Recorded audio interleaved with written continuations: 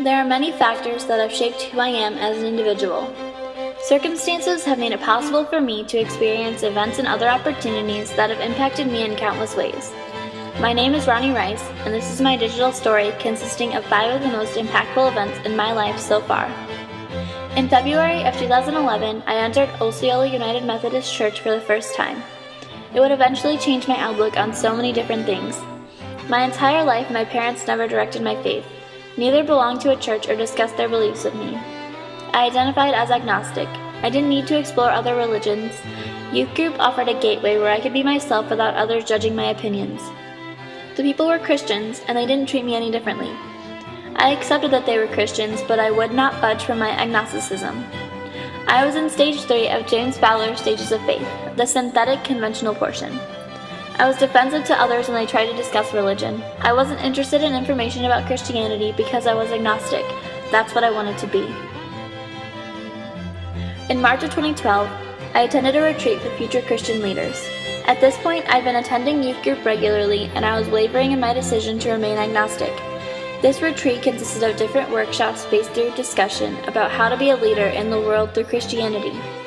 It allowed for questions and discussion from a large amount of people who knew the answers.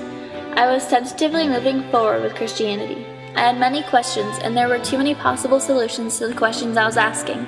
I was overwhelmed. On the way home from the retreat, I prayed for the first time in my life. I chose to move forward towards a commitment to God. I can relate this to William Perry's theory of intellectual and ethical development. Specifically, I was experiencing the relativism and procedural knowledge portion. Choosing to move forward in a sea of potential solutions, I chose to commit. The second semester of my senior year, I participated in a program that enables high school upperclassmen to observe and work with a cooperating teacher. I worked with an 8th grade English class with Mr. Downey, who I had had as my teacher when I was in 8th grade. This experience instilled in me a love for teaching, yet it challenged me more than I thought possible. During class, I had to be prepared to answer any question they asked. I had to analyze their behavior and in turn change my behavior. Learning and understanding the concepts that I was expected to teach them was difficult but necessary. I was in the first vector of development, Developing Competence, by Arthur Chickering. I was analyzing and evaluating information and behavior that I observed. As a cadet teacher, I had to respond to behavior and responses and then move forward during lessons. During the weekend of August 24th through 26th of 2012, I attended Chrysalis, a flight of faith designed to build a deeper relationship with oneself and with God. Technology wasn't allowed throughout the weekend. It was about getting to look into yourself and the way that you approach faith. At this point, I classified myself as agnostic, but I wasn't so sure anymore. During the flight, there were talks on a series of topics, group discussion, prayer, and time for individuals to think and process. During the time given to process, I was examining Christianity.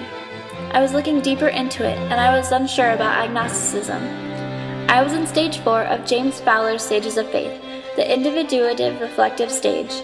Examining my beliefs and the beliefs of others allowed me to reflect and discover that I truly was becoming a Christian. Within the stages of faith, I realized where I wanted to be, and I got there. As a youth leader, I was in charge of upwards of 50 youth each Wednesday evening. I took attendance, answered questions, and taught lessons relevant to adolescents ages 12 to 18. When I first started leading, I was unsure what I believed.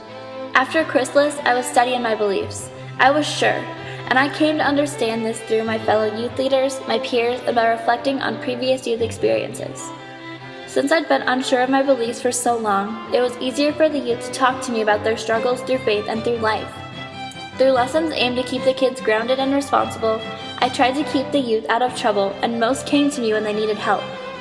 Over this past summer, I was the official youth intern. I was paid to do what I loved, hang out with the kids without plans, be there for kids who just needed someone to talk to, and to teach lessons encompassing messages helpful to kids in real life that are prevalent in the Bible.